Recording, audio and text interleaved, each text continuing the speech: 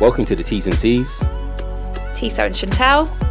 Also known as the Terms and Conditions. My name is Janine Francois.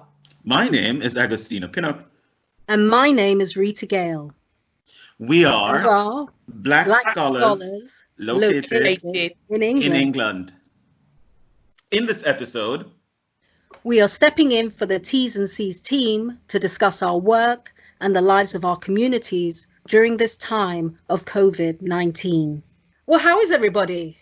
Good, yeah. Yeah, I'd say I'm good. I mean, It's a little hot, but I live. Which is quite shocking for me, right? To be saying that coming from a place with 30-degree temperatures all year round, so clearly, something is not quite, I don't know, something is a little out of sorts, so that I'm now hot in England. Jeez. So we got there in the end, right? Ultimately, right? Oh, boy. Wow. So, it's great that the three of us have got together to talk about, this time that we're in.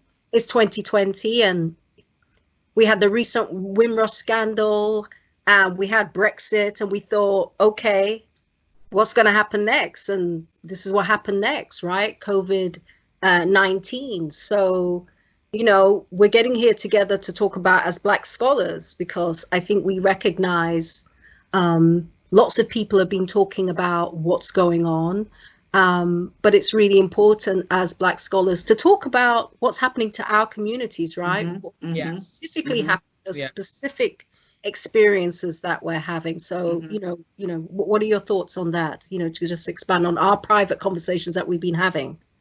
Well, my thought is, as I've said to both of you before, that I feel like part of the responsibility, I have to just center Sylvia Winter right off the bat, as she says that part of the responsibility that Black scholars have is to marry our thoughts to our actions. So our action is representative in a lot of ways of the scholarship that we're engaging in. So it's not just theorizing for theorizing's sake. And just before we began, I was reading Erna Brodba, Jamaican writer and sociologist, and by writer I mean writer of fiction, and very, very well acknowledged. And one of the things that she's saying is that in many instances, in the context of Black spaces, I'm widening out what she's saying, in many instances, thought is itself an action.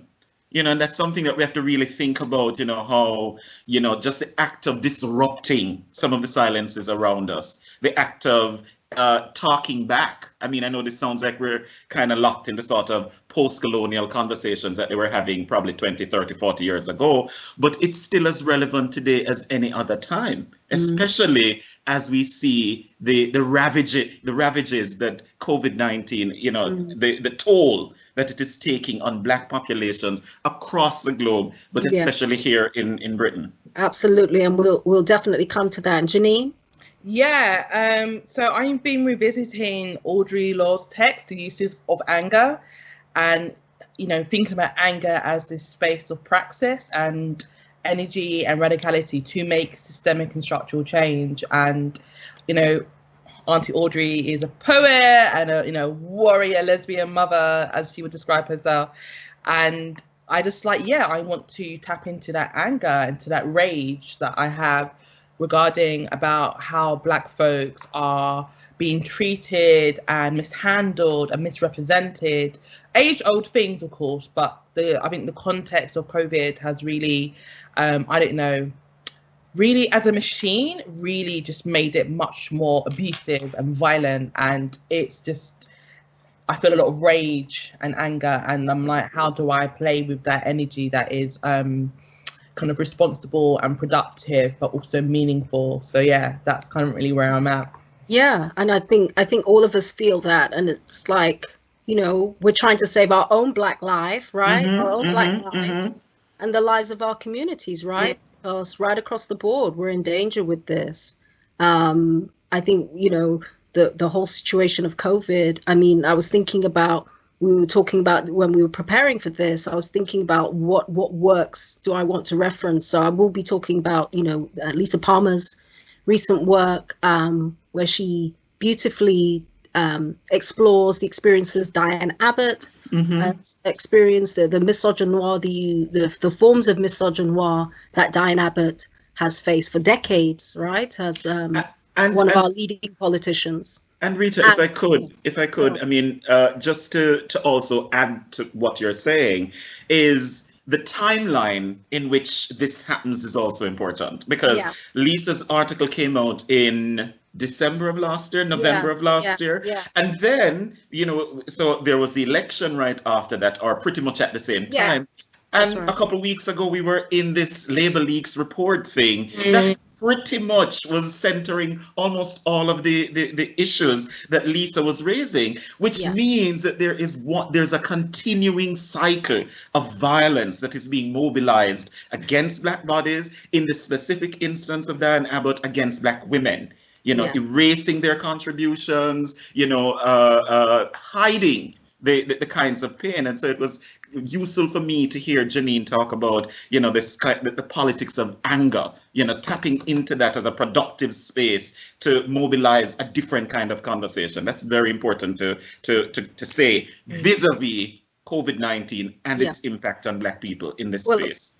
I think you're absolutely right. And I think Lisa Palmer is really an excellent example of how Black scholarship can really speak to these times. So it's so easy when we're on Twitter to kind of see these snippets, but like, what's the context? And often what's missing in the UK, is context. And these are really important. We need to understand, okay, the genealogies of these things. So nothing happens because it happens, right? There's a genealogy of experiences which lead to a present situation.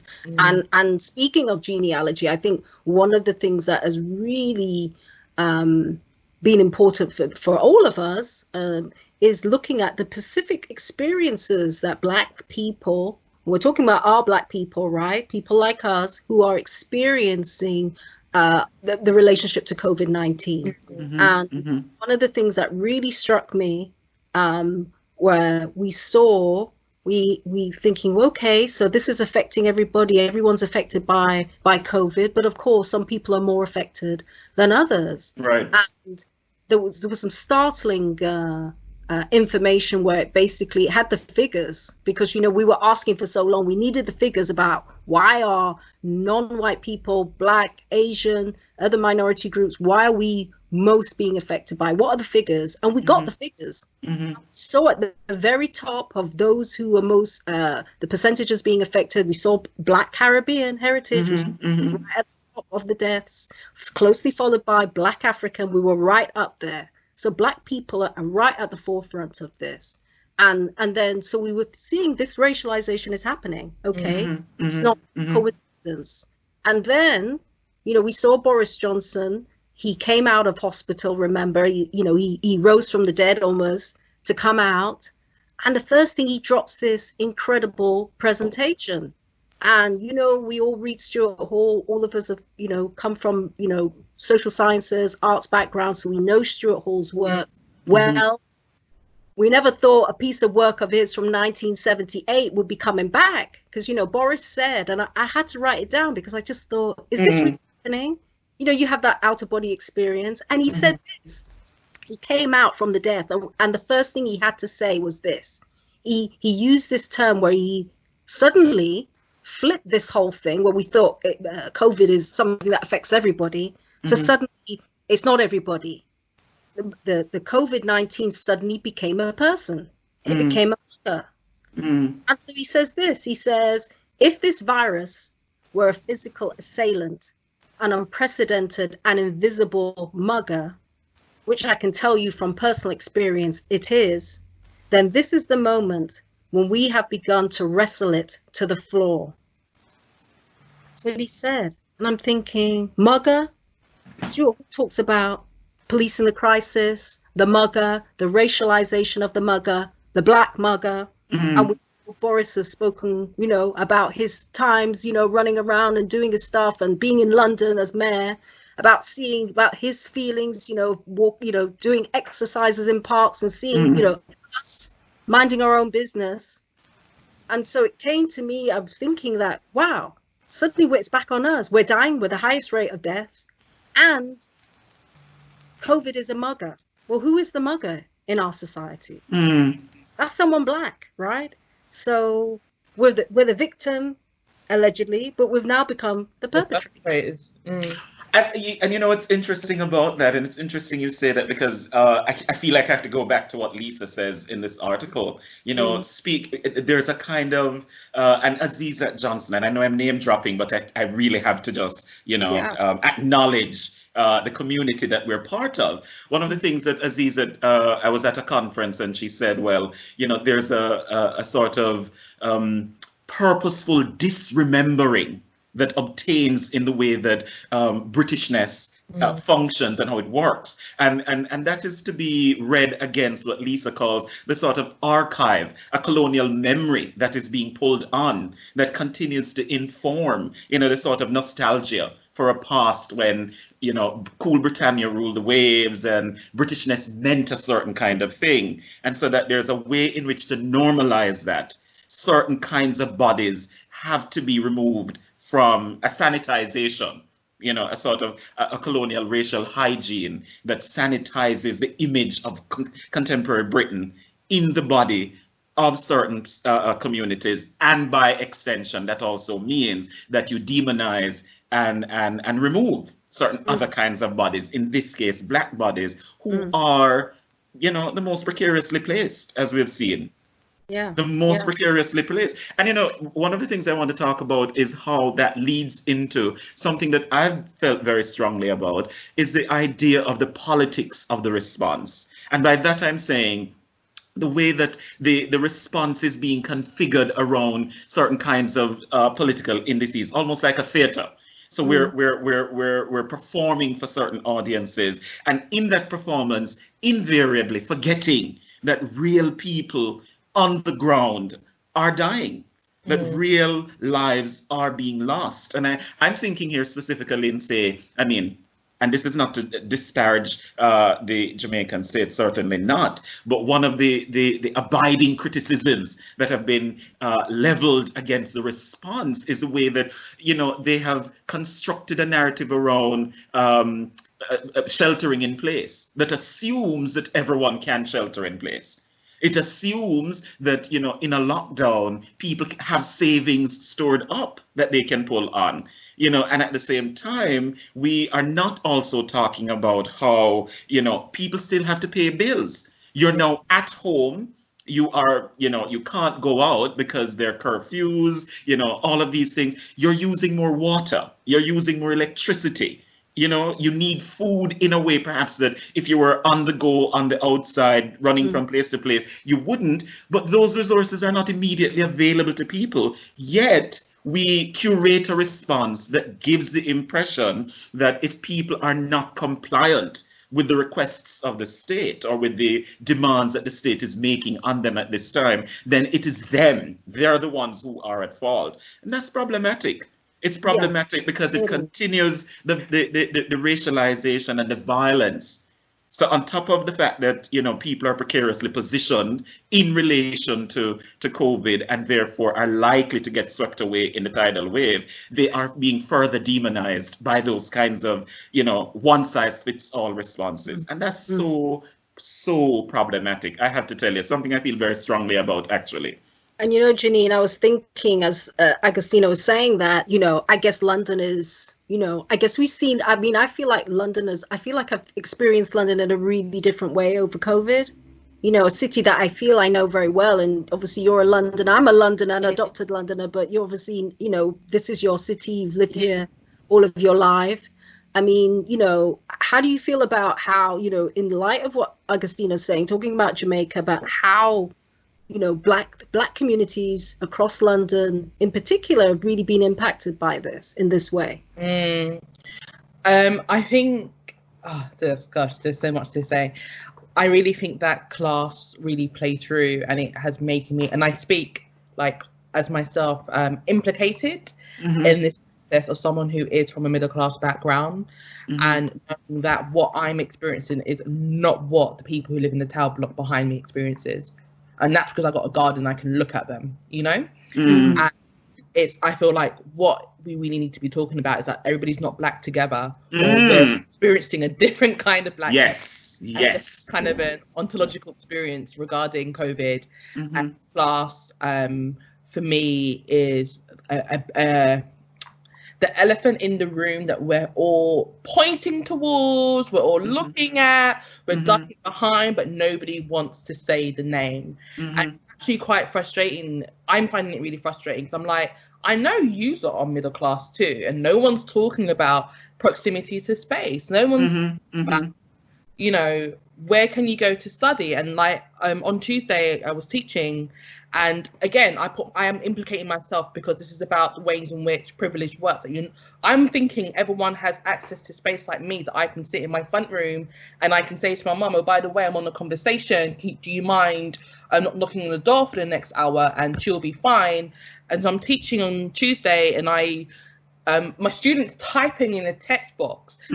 I'm in my feelings as an educator. I'm like, put on your mic and talk to me. I'm not thinking that maybe she's in a really busy household that she can't put her mic on. Precisely. Feel her family situation, and typing in a text box is the most accessible way for her to communicate with me. And again, I'm putting my hands up. So not that I chastise her, but I'll just be like, come on, like, you know, can you put your mic on? Can we talk? And she does. And I'm hearing her background. Her background is, you know, there's a lot going on. It's clear that she lives in a small space. It's clear that she's living with her family. It's clear that there's younger siblings in the house. And, you know, there's a whole dynamic there. And I just felt like, what's going on? Like, again, the element of privilege, of thinking that she can operate in the same space as me. And I want us to be having these uncomfortable, messy, inconvenient,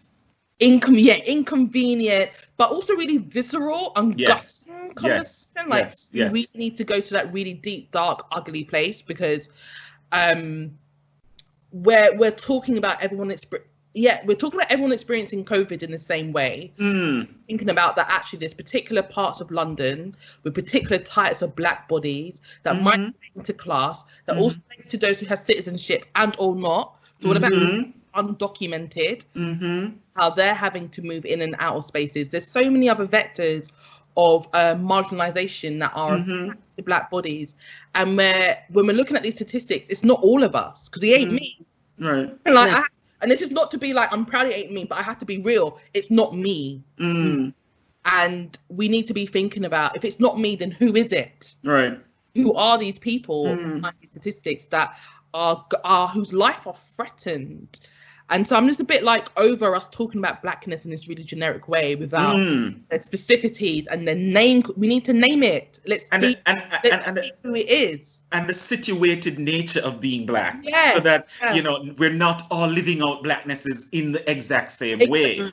You know, so for example, I am living a sort of Caribbean / West Indian / Jamaican, and I guess you could say a middle class construction of my own identity, which puts me in a different set of relationships with, say, how somebody in London, you know, who is also black and possibly of Caribbean heritage, sees themselves. And so we have to now think about blackness as not a universal experience, but nonetheless, blackness as an experience that collectively places all of us in this place of precarity. Because there's still very much the very real violence that you face in just your everyday existence. You know, you just moving through space, you're constantly contending with those kinds of variables. And I think because we have these sorts of privileged lenses that sometimes the state uses to imagine who is supposed to receive a benefit, it can't even begin to conceptualize and unpack, you know, the sort of dissimilarities then that exist between various communities. So, for example, a very practical way of addressing that, I mean, and listen, I understand the value of a term like BAME, for example, but the way that also becomes another category to homogenize and to erase. So it flattens everybody out into one thing, and it doesn't recognize that even within those categories, there are different access points in relation to privilege. But also, we also know that, go on, Janine. I think that's such a crucial point, because when you said that, I was like, when we were talking about, okay, not to bring in other ethnic groups, but just for short point making, we talk about Asian people, but who are those Asians? It's probably going to be Bangladeshi people, real tea, innit? It's not going to Precisely. be Indian, Precisely. it's going to be Pakistani, it's probably going to be Bangladeshi people. Precisely. That group of people who are disproportionately affected. But it doesn't serve Asian people any good when we look at, well, where are they situated? Because it might be that they're situated very differently to how black bodies are situated. Serve us any good as black bodies to have us situated in the same way, because there's different things going on. There's different factors that are affecting our kind of mortality in that relation to COVID as like a here and now temporality, pre-existing kind of like situations. And like I said, I understand. I get it. Because perhaps I've had to, and maybe Rita can also speak on this as well, just the BAME as a shadow of a term that has been referred to me as a black woman who uses black intentionally to describe who I am in the world. And I don't appreciate the term BAME because it does. I just think it just does nobody any good. Any of those. No, I think you're absolutely right. I think the problem is that it does not deal with the particularities of our situations. And I think because of the extremity of this, because it's a disease that kills, right, a virus that kills, then it's so apparent how useless the BAME acronym is, because, you know, we ask for the data, right, of who was dying. Well, we have the data, but then what does that really mean? So it's like, you know, we know that, you know, it, as you said, it's this homogenization of anyone that is not white, whatever that means, because, you know, that needs to be contested. What is whiteness? Exactly. But it's really important for us, in order to deal with and to certainly to speak to all of these issues that we're facing. Actually, we need to talk about ourselves, right? So if I'm talking about my experience of my background, that's going to be different from someone who is of possibly, maybe not, you know, of different cultural heritages. And we have to analyze that, because in order to bring about cures, resolutions, we have to look at those. We have to deal with the person. And the person consists of a culture, an identity, a family, a community. We have to deal with this holistically, right? And the problem is when you use this homogenization, what happens is you throw a little bit of money at it. Yeah. And hope wherever it sticks, hopefully you'll help that, whoever they are. You know, if you're lucky enough to be in the place where it sticks, you might be helped. But everybody else is like, what happened? You don't even know the cure happened, right? I really want to, just to see a bugbear, just kind of open the lid of the trauma. The thing about that I hate about this term BAME, and I think Rita, you've spoken, I think maybe to what I can't articulate, which is the way in which resources are going to get sucked up by those who get to dominate within BAME. So those with those proximities and accessibilities to whiteness, which on the whole will not be black bodies. You know who we're talking about. And what my concern is, or my worry, or I guess I know how it's going to play out because I'm old enough to see it play out in various times in my life, is that we have these moments of crisis. We have the data that we've been asking for, like Rita has so clearly said. We get the data, and then it's not like, no, this is a specific group of people who have, you know, to use the words of Rita, a holistic set of needs that need to be responded to. BAME, as this overarching term, gets money, and it's not going to be black bodies who are going to be handling those resources to redistribute it back to our own communities. That's not going to happen. And that's not to sound negative or to sound cynical, but I'm old enough to see this cycle play out. When we call out these things, it's black people doing the labor of the calling out, of the asking, of the demanding of the resources, and then we don't get anything. And that's what my worry is. And can I just say two things here? One, I think that you know, part of what we're discussing two things, and they're really one thing. Really, it is a question. I think of this question of what we mean by care. So one of the things that COVID has shown us is this need for care, but care becomes a very political term. And I think that part of what I'm also relating that to is the need for imaginative leadership. Because a sort of response that says, all right, let's just give these communities £500, for example. It assumes that there's a mechanism in place and people with the know-how and the skills to get those resources out to the places that they need to go to. Very often those communities do not have long histories of these kinds of infrastructures being in place, and therefore cannot take up those opportunities if indeed they are there. So what we need is a community-based kind of response. And we need this kind of movement between, say, state functionaries and communities, people who are in the wake, as Christina Sharp would say, who are on the front lines. That's what's needed. So, for example, in Jamaica, we mobilize a steering committee, and the steering committee, by and large, is a business people who populate it, and some political types. But where are the people, say, out in rural Jamaica? Are their voices going to be represented on these steering committees that are then going to get us back to work? I mean, we're in a new normal. We're being asked to live with COVID. We're being asked to operate in this kind of slippery, precarious place. But the truth is, we're not also recognizing that the people on the ground, the people who are being affected, the bodies that are dying, that those voices need to also be part of how the response is configured, how the care work is done.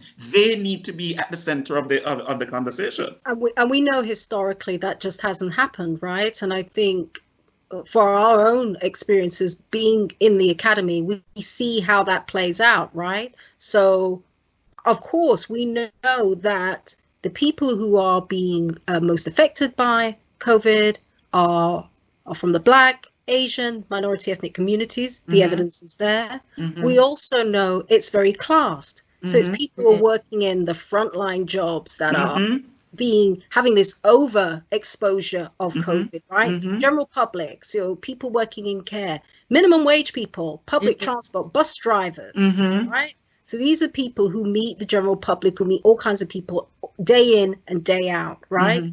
And so as part of that care, when we are actually allocating these funds, and academics are a part of this conversation, often academics are brought in as the experts, whatever that means, to help facilitate the money, to allocate the money. And this is where it's so important for us as Black scholars and the wider Black scholars community is actually, we have a voice, right? And we have to use it. We have to talk about these things, because it's like, if we don't talk about it, right? And if they decide to shut Twitter down tomorrow, no one else will be able to talk about it, right?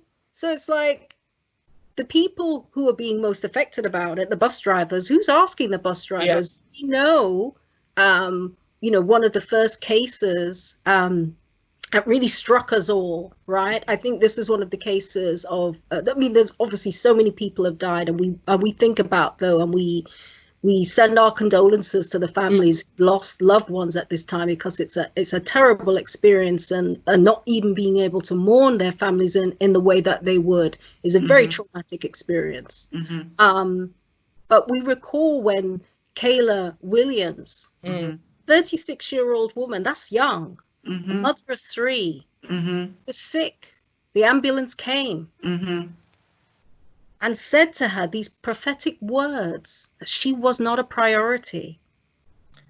And you think, she wasn't a priority, a mother of 3 at 36, that she was not a priority. She's a Londoner in Peckham, multicultural, cool London. There was no room for her at that hospital, and she died in pain, and it spoke to really the violence of the response, and about who is worthy of the care, right? Who's going to get the care? And what we learned from her terrible death, because it traumatized all of us, right? We realized at that point, okay, we're not going to be, we're not a priority. We're not. It's me. I'm not the priority.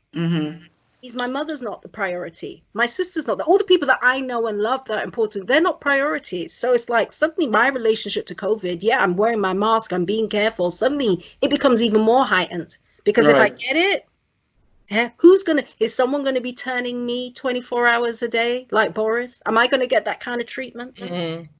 Well, right? the question is, are you going to be considered a priority in that sense? I mean, you may get some kind of response, but, is that the kind of... I don't think so.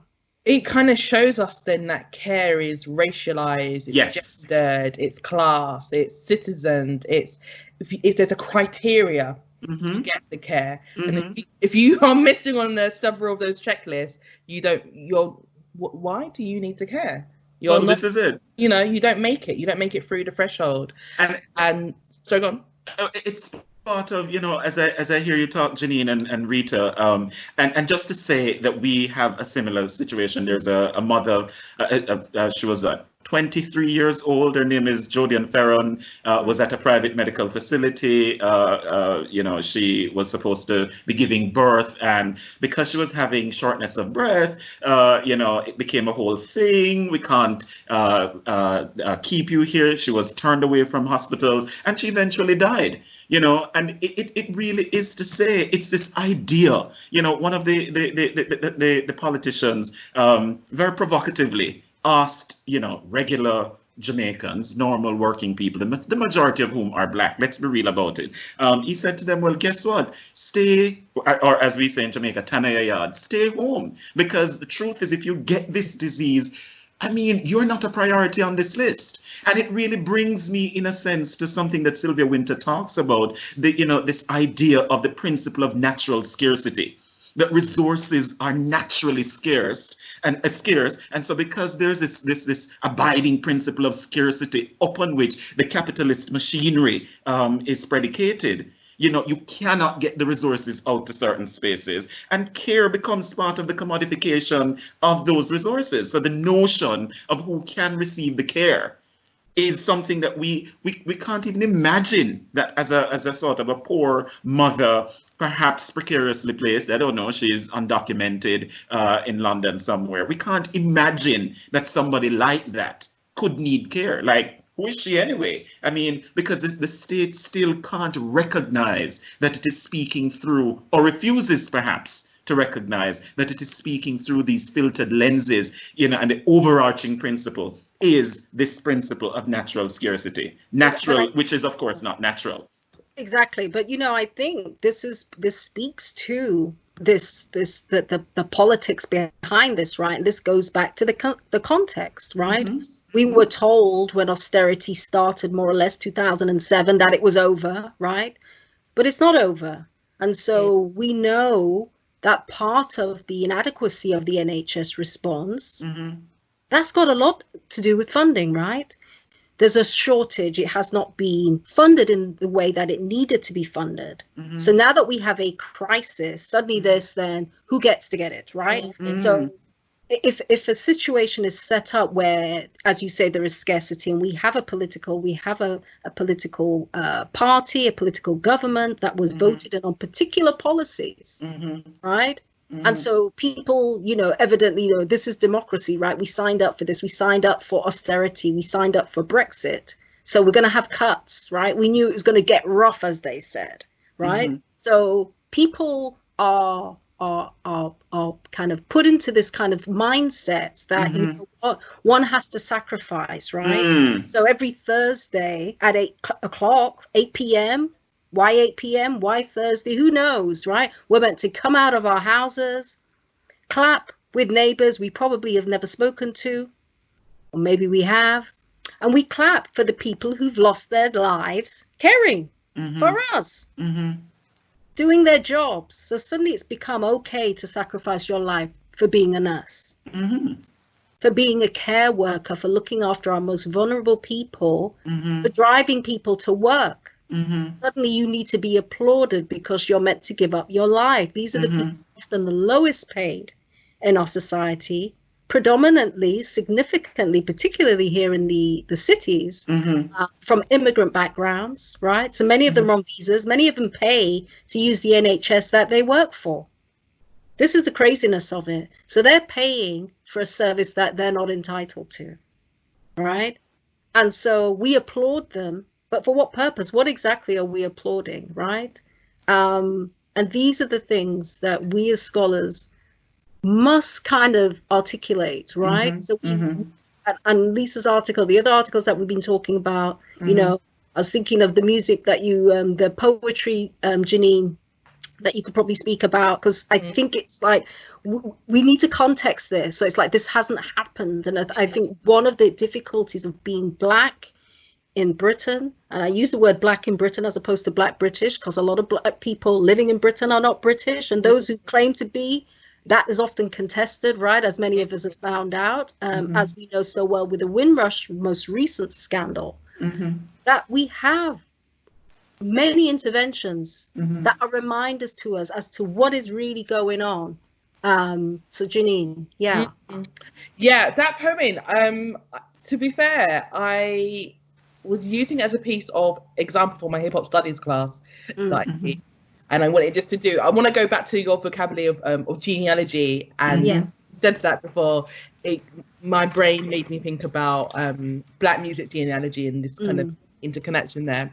And so that's why I picked it. And then it really spoke to so many of those students. They're like, this was written in 1980s, but this is now, like, England is a bitch. It's all the things that, you know, Lindsay Kwesi Johnson is talking about, where we're going through this. And I was just like, yeah, it is a bitch. This country is built, it's on fuckeries. I'm having to swear because there's no other way to think about it. It's complete fuckeries. And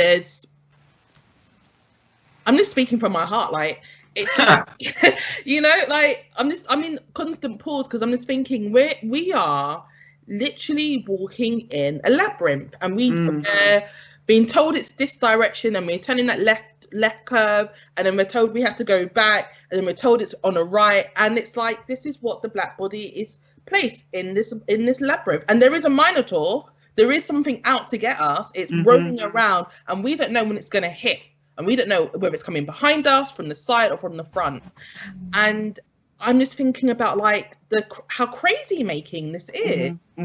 Are you placed in this situation of, like, perpetual psychosis, and then to be in conversation and in community as an educator to, you know, young Black and in some cases brown students who are old enough to be the same age as my nephew, and they're going through exactly the same kind of cycle. And I'm just in this kind of space of just like, what is really going on?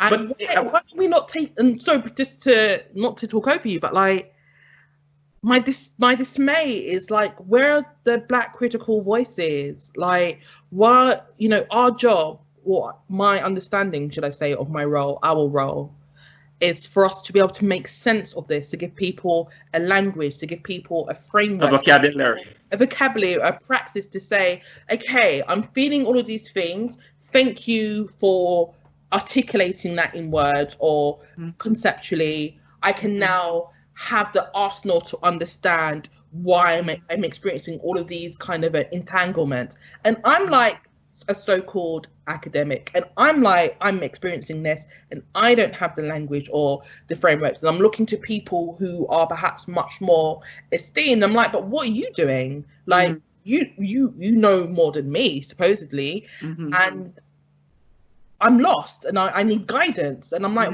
our role here is not to tell people, but it's to give people guidance for them to be able to navigate and to empower, so that when they're walking through situations, they're like, okay, it's that's what's happening right now. And I'm like high-key, low-key disgusted. Like, to be honest, I'm like, what the hell is going on? If I could intervene to say that I think, as I hear you speaking, Janine, and as I hear you speaking, Rita, one of the things that keep coming back to me, you know, and I was online a couple months ago, and, you know, there's this tremendous critique that is being mobilized against, you know, intersectionality, for example. And I think that we really now have to talk about the ways in which, you know, to come back to this question of care. Who can be cared for? What does care how the state imagines what care looks like, that those are, we need an intersectional lens that allows us to be able to look to see the situated nature of the experiences that people are having, and that there are multiple lines that are crisscrossing at various points, so that the sense of disorientation that you're speaking to, Janine, is in a word. No, well, yeah, you know, that sense of disorientation, the sense that you're not quite sure exactly how am I supposed to feel, because as you said at the beginning, you're in a way operating in a privileged space, but at the same time, you're very much connected to these kinds of struggles. And so what I'm saying is that I think that we need to, you know, foreground the relevance of Black scholarship, you know, so we need to pull on our intellectual histories. We need to recognize and widen out the frames beyond just Blackness in Britain, Blackness in Jamaica, but to look at Blackness in other parts of the world, Blackness as it is being mobilized and understood through the language of perhaps queer studies, you know, even in as much as both of you perhaps know I have my own difficulties with some of those terms. You know, we have to now think about how are different bodies being impacted under the strain of COVID, and that an intersectional response, thanks to, you know, Kimberly Crenshaw, allows us to then reimagine and to think about how race becomes a sort of spatializing practice. So it spatializes our experiences. It becomes a sort of disorienting kind of reality, because really we are never just one thing at any one time. No, but also more crucially, go on, finish off. And again, you know, whether the role of the academic, the role of the Black academic more specifically, is to be able to unlock for some of these communities that we're speaking to, speaking about, speaking for, to the extent that we're able to, is to be able to unlock with whatever knowledge it is that we've been privileged, in inverted commas, to have. And, you know, one of the things that comes out to me here, and I've been saying a lot about Sylvia Wynter, is this concept of humanity, the idea of who is a human being. What might that person look like? And how do we respond to that person or that being? How do we imagine Black people as taking up space under the umbrella of humanity? And we're clearly seeing in the way that COVID is playing out at various points, whether it's in Africa, well, let us focus on the specifics of, say, even America. You know, Black folk, generally speaking, are 3 times more likely to die from having contracted COVID. We're seeing the same sorts of things happening here, but also what we're seeing is that the ways in which states are responding to this crisis are telling us that some people are not important, some bodies are not important, and care cannot be you know, they can't get care in the way that certain other people can. Absolutely. I think this is so important that where we're getting to here. And I think, but then again, you know, I guess this is what we, you know, this is one of our motivations for this podcast, right? It's about asserting our humanity, right? Right here, right now. Okay. Because the message out there that's being put out is that there's a hierarchy of value. We can't save everybody, so who are we going to let go, right? And it's not about age, because, you know, we know of stories where people in their 80s, in their 90s have walked home from hospital, right? So it's not about age. Okay, race is one of the signifying factors here of who doesn't get to leave the hospital, right? And we've lost so many people, important people. It's been close to us, right? We've all been impacted by this. And we know, we've been told that COVID is going to stalk humanity for the next 2 years at least, right? Before they find some kind of, well, I don't want to use the word cure, but certainly some kind of remedy to maybe offset some of the most extreme elements of the condition, right? So we're going to be in this state maybe for about 18 months, right? So we've lost a lot of people already. And it's very important at this stage, as we're in the summer now, but we're coming into the winter. We know, you know, that's always a difficult time of year for all of us, is thinking about our own selves, because, you know, we're in the community, right? In our homes right now, trying to stay safe, trying to stay out of danger. I was out today for a walk with my sister, and I looked around to see who were wearing their masks, and it was all the Black people, all the Asian people wearing a mask, and the white people were not wearing their masks because they don't feel they need the mask, right? They don't need it. And that tells me that as part of this process of getting people back to normal, right? It's like a message, this whole thing of the mugger, of this racialization of COVID. So now we know COVID only affects kind of Black and brown people, right? So it means anyone who doesn't fall into that category, I guess, can get back to their lives, right? We need haircuts. We need haircuts, as they've been saying in the US. So people have been shutting down, you know, state capitals and these kinds of things. And with placards saying we need haircuts, people are dying.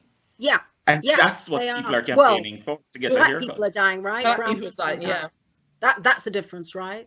And the thing is, we know that the way they've constructed, the way this disease has been managed in the NHS and, you know, in the healthcare systems, if you get sick, right?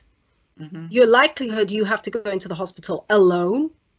Now, you know, many of us have had experiences of going into hospital. It's very frightening to be unwell, right?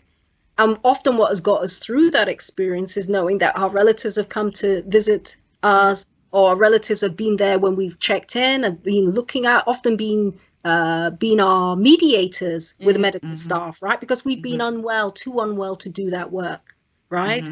And COVID disables that, right? It takes away that opportunity for you to advocate for yourself and to have someone advocate for you. You are totally vulnerable in that situation. And we know our scholarship, our scholars who have written about this, we know that when we are vulnerable in those situations, when we know the value of Black life, we know the chances are suddenly the weight of who lives and who dies suddenly becomes difficult. And I think it's really important for us as scholars. We know how serious it is. And I think citing Sylvia Wynter about us marrying our thoughts there is really important, because I think what's been so crucial about COVID is that regardless of whether you're educated, regardless of our class, because we are Black, COVID can touch us. Right? We cannot escape COVID, and it's put us,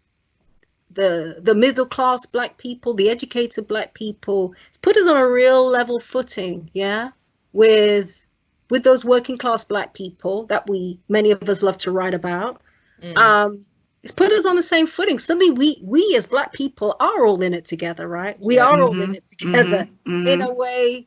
And it reminds me sometimes, going back to the 80s, right, when there was a sense of community. And I guess one of the things we are talking about is community. I mean, we're a community of scholars, right, talking, right? We're having these ideas in our head, we're in our homes, but communing here, speaking to this, and, you know, we're going to take it further because, you know, we're not here to chat. It's part of a praxis, right, of speaking to this, writing this, because it's important. Had Linton Kwesi Johnson not wrote that poem and the way he writes about it, it's like we wouldn't know that right now.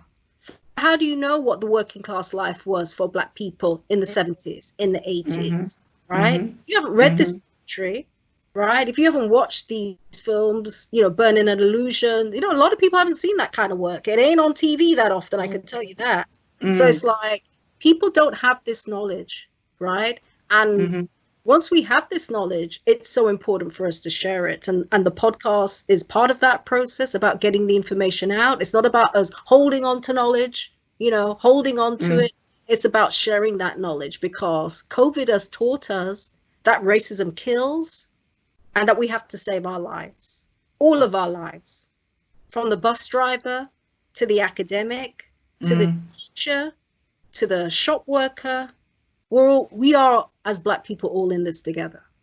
Precisely. And, you know, if I could just to say, you know, so there is one part of the conversation that I think that doesn't come out very often is the way, for example, that we COVID becomes this sort of scientific kind of thing. The virus operates in this way scientifically. These are the vectors, etc., etc., etc. What we're not also talking about, and I think you put your finger on it so very poignantly and powerfully in what you said earlier. If people go into hospitals, for example, and for whatever sets of reasons, God forbid, they get to the point where they're not going to recover, you're there alone. You know what I'm saying? There's a kind of trauma that you're going through, dying alone, away from community. But imagine all of those were left to grieve the fact that, this person, my sister, my uncle, my next door neighbor's friends, aunt, whomever, that a lot of those kinds of traumas, we're not talking about how people are also responding to the epidemic at community level. The way in which that becomes a sort of disorienting, to go back to Janine's explanation earlier, a very disorienting and the way that it also it's part of a sort of white supremacist logic that has us standing outside of our pain, where our pain is almost something that we can't recognize, and we really have to ask ourselves this question: what would the recovery look like? Are we going to also talk about the mental health trauma? Are we going to talk about how community has to be considered, the centralization of these ideas of community? And I promise I'm going to just wrap up this section here. But, one of the readings that I recommended, Carolyn Cooper talks about something ancestral, recaptured, spirit possession as trope in selected feminist fictions in the African diaspora. And what I like about this reading is the way that it recovers some of these historical practices of how communities were able to heal and constitute themselves as being whole, and the notion of spirit possession as something that connects us to a community, even if we can't physically see them. And so in a way, I feel like perhaps part of how we're going to have to respond is to honor ancestors who have gone on ahead of us, and in ways that take us back to some of these foundational principles, foundational ways in which communities have healed themselves over time. Tables being set up, ancestral tables being set up to invoke the memory, and to give everybody a chance to kind of say, my God, I feel so hurt by what has happened and so upset. We really have to think about new strategies, which are in effect really old strategies, if you ask me. Exactly, old strategies. And I think this is the dilemma, isn't it? What you're talking about is how the community respond to this, and this violence that's placed on us triggers other traumas, right? This is the point. It's the re-triggering, which speaks to your work, Janine, and about your work on rest. I think is really crucial here, right?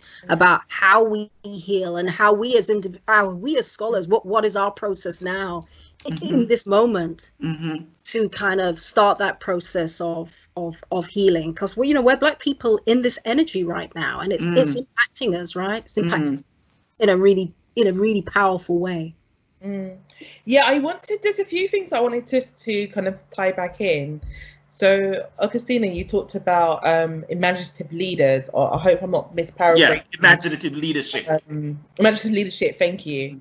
And it kind of made me think about, like, what does, as a practice, what does that mean? Who are the different people that needs to be involved in as a kind of a collective building, a holistic framework that might one part be historical, so thinking about what is the foundations that have been laid before us, how do we pick that up, maybe we readapt it or re-articulate it for the conversations and the conditions that we're in now. And I mean, that's something that I think we need really to be doing on a level that's like intergenerational. Yes. That is, I use the word global, forgive me, but it's thinking about, those located in Britain in relationship to those in parts of the Caribbean, parts of Africa, where our heritages might be linked to, even those outside of London, dare I say that.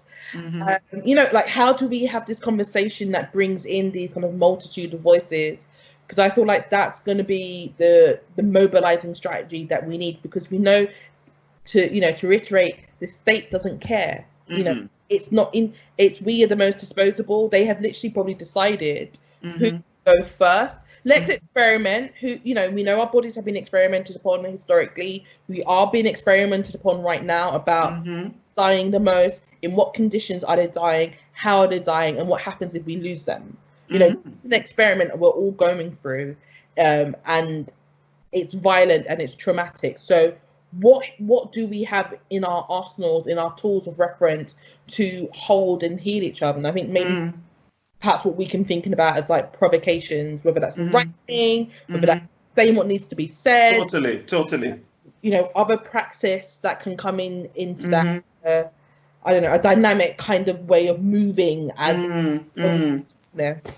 Oh, I totally agree. One of the things that, I mean, for myself, that I have found very useful, I mean, generally speaking, but especially now in COVID, is writing stories and poetry. And it doesn't, in and of itself, doesn't have to be about COVID, but it allows me to reach into myself and to tap into things that under ordinary circumstances, perhaps I would not have done so in the way that I'm doing now. And just to come back to this point about spirit possession and, you know, like ancestral worship, you know, we know that in the sort of history of imperial Christianity that many of us have been exposed to, that these are demonic ideas. But we really have to think about how we step away from some of the received logic of white supremacy as it has come to us through imperialist discourses, and to think about how we psychically heal ourselves.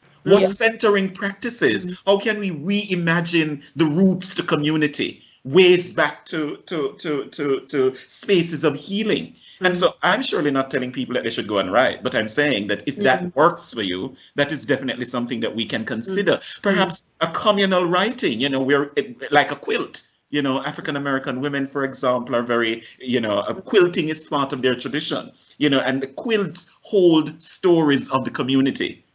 How can we engage those kinds of practices? How can we go back to reading the works of, I don't know, perhaps enslaved women talking about particular things that they've gone through? You know, how does that help us in this moment as we reach across time and space to recover these voices, to help us to heal in this moment? You know, what are these feminist collectives, for example, Rita, that you're researching? You know, how are they playing a role in the recovery effort and in the healing that is needed to reconstitute communities and make them whole? Yeah. I think one of those things is that what they're doing, I think what has happened, you know, COVID has come as it's come on the horizon, you know, and I think we all needed to gather our breath, first of all, just to kind of work out what is going on here. But also, I think what we're all doing, and I think particularly say for millennials who have definitely not, you know, this kind of, you know, they're dealing with the whole austerity of Brexit, and then this, you know, these are serious traumas that our young people, you know, our future leaders are experiencing right now. And I think many of them are like everybody else struggling to grapple with this, yes, because this is unprecedented at the same time. And I think this is particularly pertinent for those of us of Caribbean heritage here in the UK, is that a lot of our elders, you know, are passing or have passed. And so it's about that memory of community, that memory of doing things here in the UK is really important, and about who writes that memory down, who narrates that story of how our elders did their community work in the 50s, in the 40s, in the 30s, in the 20s, because you know we were here before 1940, right? Let's just put that one out there. And so this is important that we're writing it down, because we know, and we see this in music and arts, right? We start something off, and before you know it, tutus, suddenly it's become a everyday. Everyone and their mother is in it, right? So it's been evacuated of its power. Right? Absolutely. And I think this is about really reminding ourselves. I think this centering of community and understanding, we've been through many traumas, right? And we have been healing, right? We have been healing. Actually, it's about reclaiming that knowledge. And I think for a lot of those, the digital generation, as I call them, they've become quite removed. I think often this genealogy of generational, it's been quite difficult because I think the society, the way it's working, it's very much focused on the individual and about self-improvement, and the community. That's patient work. That stuff takes time. It's not sexy going to it's slow work. It's slow work on a Wednesday night when you could be at home watching the Champions League. This is work, right? There's nothing sexy about this, but this is how you create change. This is how you build community. You need a space. You got to meet at the space. You need to make a plan. And you have to execute the plan. It's just work, right? And reflect on the plan. Reflect on it as you're going through and executing it. You have to commune together to do that, right? And yes, the internet is great. Social media is great for starting the conversations. But then you have to move on and do other things, right? And that learned experience. There have been interventions by state powers to prevent those, right? You set to disrupt things up, them. To disrupt, either by removing funding, either by taking back buildings. One of the things that that comes to mind is what happened at Centerprise in Hackney. A beautiful building, a community building for arts and books. Council took it back, right? So this is how those things are taken away. So it's constantly maneuvering the violence, right? Constantly maneuvering white supremacy in this way. And also really understanding the nature of white supremacy here in the United Kingdom, right? How it operates, right? Because there's a history to that. And often people don't want to talk about it, right? Because it's uncomfortable and we don't want to talk about race, right? Actually, we do. We do want to talk about it because... Or rather, we need to. Everything around us, this city, this great city of London, its whole profits, its whole industry was built on colonialism, right? And I know we know this, but that's still going on. It's not a history. This is still going on, and this is impacting us. So there's a reason why we're all here, right? We didn't just arrive. There was a journey there, right? So, I think these are the things that we need to do. And I think it goes back to what you've both been saying, talking about community, but talking about the intergenerational talk, but not just at community level. It also applies to us as scholars, right? There are scholar elders who some of them we remember, some of them we don't. And we need to connect with those narratives, right? We need to connect to them and tell those stories. And Rita, I wondered if I could just jump in very quickly to say, I remember meeting Vanley Burke last year at the BCA, the Black Cultural Archives in London. And I remember him saying that he really just started taking photographs. Just, he had a camera, he had some basic photography skills, and he just really started recording men talking in, certain spaces. He would see children playing in a park, and he would take photographs, and over time developed a whole archive of the history of a community's presence. And so what I'm making that point to come to say things like popular music. So we don't often think about those as spaces that can hold very critical conversations about survival, about a sort of archiving of memory, about a lived experience that needs to be unpacked. And young people, I mean, old people, all people have those tools at their disposal. An Android phone, a smartphone, whatever. There are opportunities to start thinking of reimagining how you're then going to respond to this, how you're going to make yourself whole. And so, it's important that we look back at the history, even as we assess where we are and plan for where we're going. I think that's really the point that I'm trying to make. And I'll probably give the last word, if you don't mind, to Janine. I think, I think we've been talking about the genealogy. We're sort of cementing on that, about community and about intergenerational knowledge, right?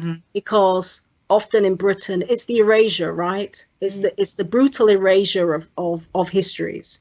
so that people feel they're the first. People feel that we're starting again. So you feel like you're having to reinvent the wheel, which is an exhausting process, by the way. So it's like, these conversations that we're having, this is an archive, right? We're setting down our markers.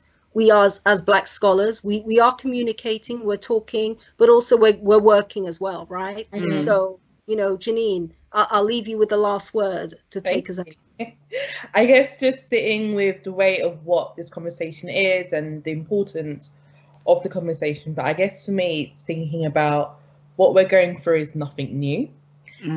Since we know this is a repeat of histories, both recent and perhaps further away from our own, what do we adapt from that? What do we pick from that? And Agostinho, you're talking about intersectionality, and then I remember thinking, but Claudia Jones would have called that the triple oppression, So then we have all of these vocabularies that exist. This is no disrespect to Kimberly Crenshaw, by the way. What I'm just trying to say is that no, of course we have the frameworks.